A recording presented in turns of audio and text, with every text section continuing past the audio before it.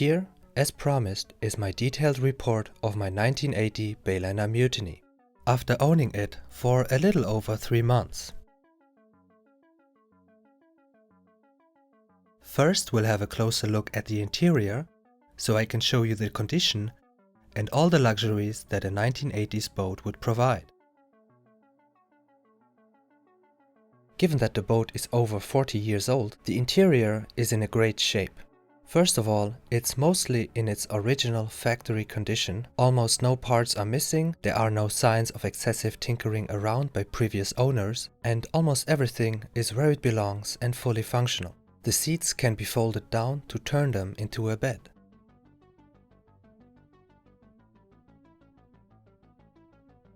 The cockpit reminds me of an old American muscle car. I love the font they use to annotate the rocker switches, some of which are working, such as the lights and the bilge pump. The battery is located under one of the rear seats here.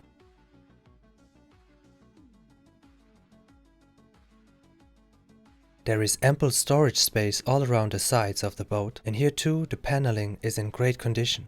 Everything is where it should be, there are hardly any tears in the material. Now the one thing I can't convey to you through this video is that new car smell that still lingers inside this boat. The smell too reminds me of a 1970s American muscle car, probably because they used the exact same materials for the carpets and the fake leather seats and panels, which mixed with the odor of the old gasoline engine creates that indistinguishable smell of, let's call it, freedom and empowerment. And in my case, maybe a little bit of midlife crisis, to be perfectly honest here. The interior also reminds me of what I would imagine a 1970s business class on an airplane would have looked like.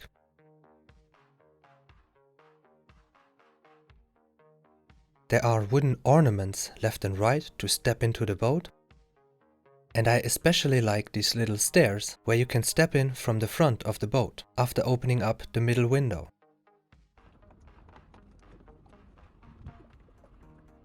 But of course, it's not all peaches and roses.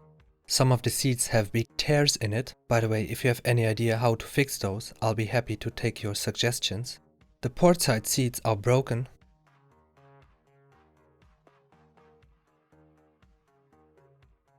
And don't get me started on the electronics. It's old, outdated technology. The color codes of the cables do not make much sense to me, and overall, it's just a mess. And there you have it, a full view of the interior of my Bayliner Mutiny. Now, when we drive it, because we don't really trust that replaced engine yet, we always use my 2.3 horsepower motor as a backup, and of course a cardboard license plate, because we are professionals. So let's fire her up.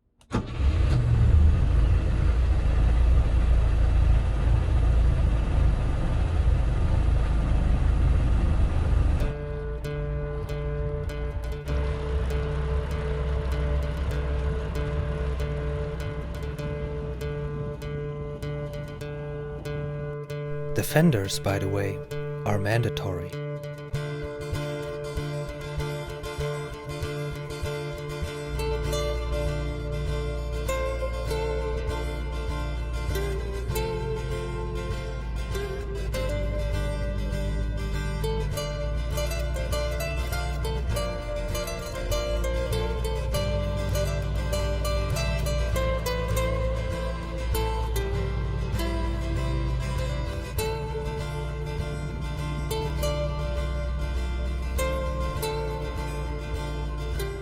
So far, all I can say about driving the boat is that, besides of being great fun, it's super maneuverable. Cruising speed is between 2000 and 2500 RPM, which makes for quite a good mileage. We even took it for a little fishing trip once.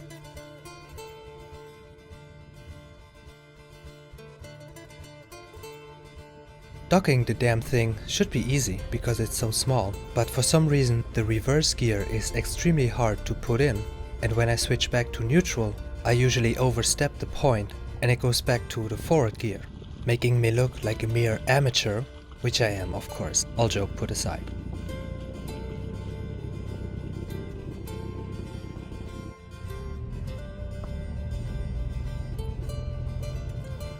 Alright, one more time with a slightly different approach.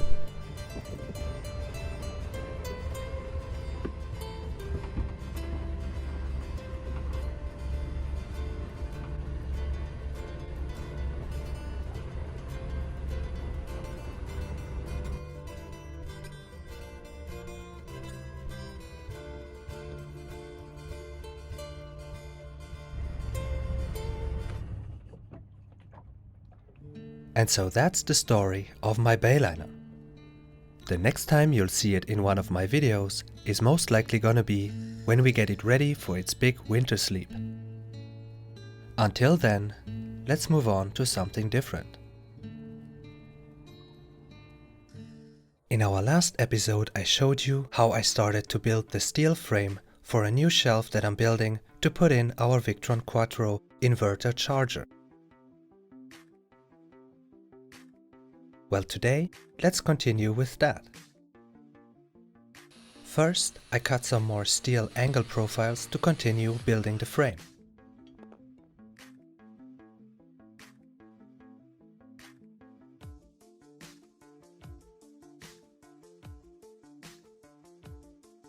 And I'm purposefully leaving a gap between the angle profile and the steel wall here behind it, so we can add some insulation material in between.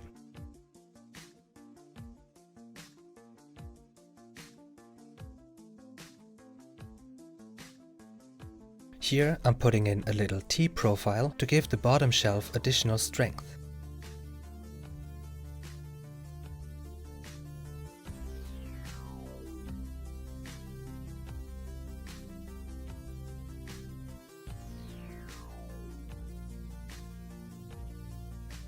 Next I'm cutting some flat steel profiles, which, once I welded them in, will not only further strengthen the structure, but also separate the shelf's inner volume into two compartments. At this stage of the build, I'm only making a few point welds to hold the pieces together, so that once all the parts are where they should be, I will weld everything together more thoroughly.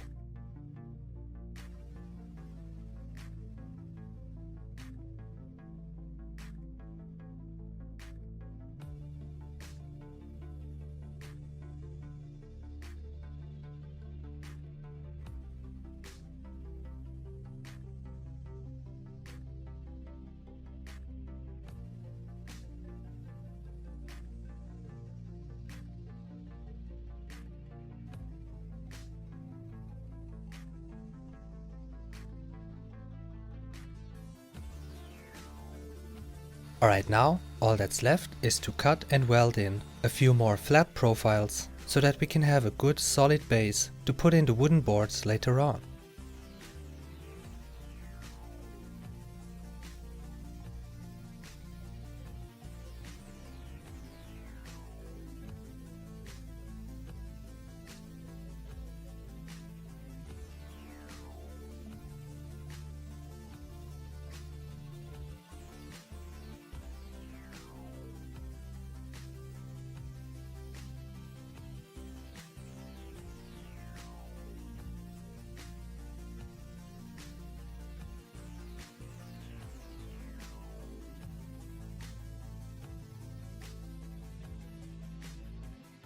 Now the steel structure of the shelf is complete, and after making sure everything is properly aligned, I can finish up by welding all the parts thoroughly together.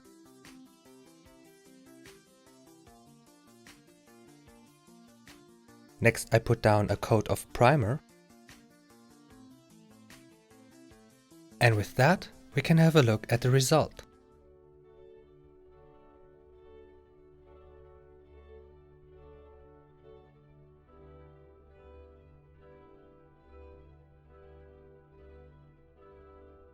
Now, it may seem very basic or even incomplete to you, but the way I thought of it, I should have all the steel parts that I need. I welded in these two triangles here, which will have a very important role later on. Here's a closer look at that T-profile I welded in underneath. And I still can't believe that I managed to get these parts perfectly parallel to each other.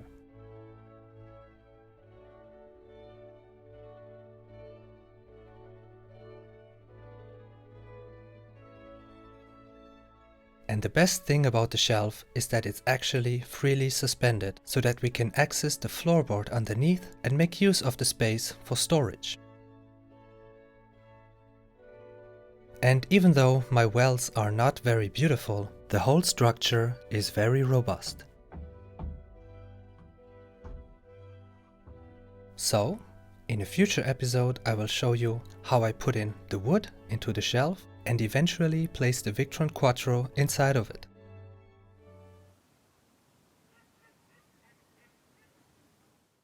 For our next job, we stay on the big boat, but we move into the aft cabin, where the goal for today is to put in a new bilge pump into the bilge underneath the drive shaft.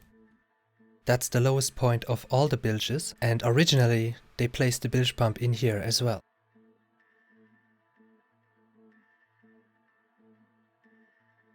On the other side of the cabin we are directly in the engine room.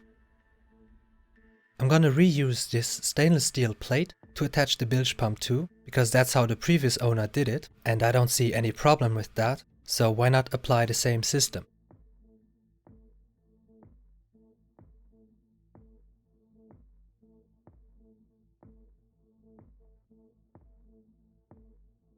Next I'm gonna lay the electrical cable to power the bilge pump, where first I get sufficient cable to the destination area, then I trace the path back with the cable to first determine the right length, and then I can conveniently lay it inside those cable ducts which I installed many months ago.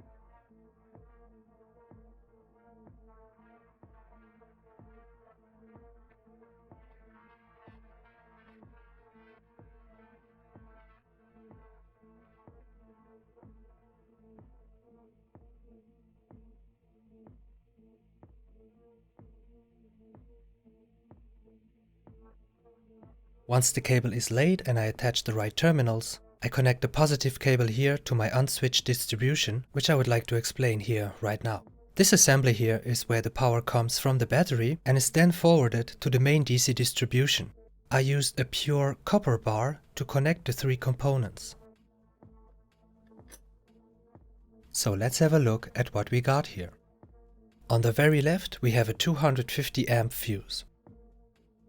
On the right we have our Philippi 265 amp main battery switch with a 265 amp breaker switch built into it. It's connected to the Philippi control monitor and can be switched either digitally here on the display or manually down here at the device. And from there it provides power to the main DC distribution here underneath the switch panels. Now the third component here in the middle is where we connect our unswitched loads. Unswitched because they are placed before the main battery switch, meaning that they will have power no matter if the battery switch is on or off. This is necessary for any devices you want to have powered on at all times, such as your bilge pumps, maybe your radio, so that if for any reason the main battery switch is powered off, you don't lose the function of those devices. Alright, now that this is all clear, let's move on to installing the hose. The path for the hose goes here underneath the drive shaft, then through that opening into the engine room, where it goes up along the side, up to the through hull here behind our diesel generator. First I pass the hose from the aft cabin into the engine room, where I pull it up and attach it to the through hull. And this time I'm well using 2 hose clamps.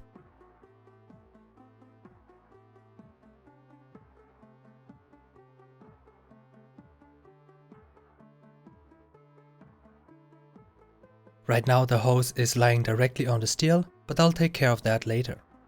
Back in the aft cabin, after determining the right length, I cut the hose. Next I bundle the cables of the bilge pump together.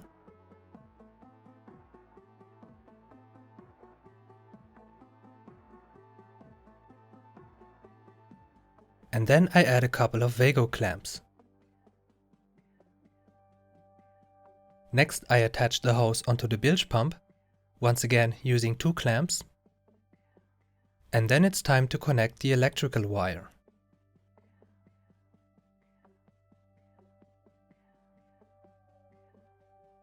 The bilge pump is now ready to be positioned down into the bilge.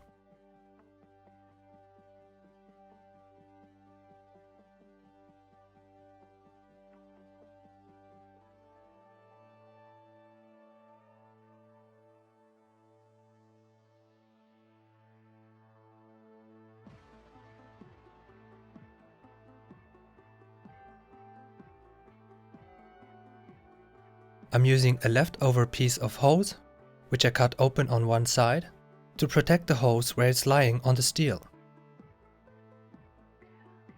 And with that, the installation of the bilge pump is done.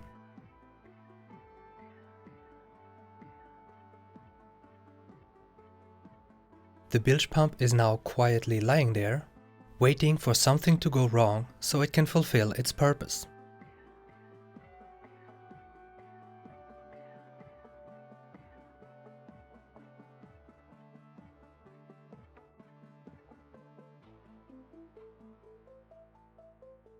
The electrical wire is placed in a dry area and easy to access.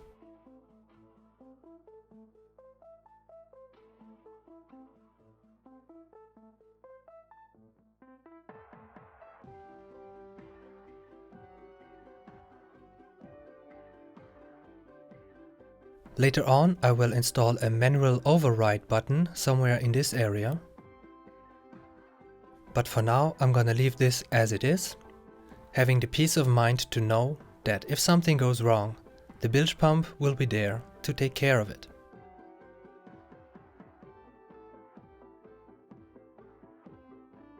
And with that, my friends, I'm signing out. Thank you all for watching, and see you in the next video.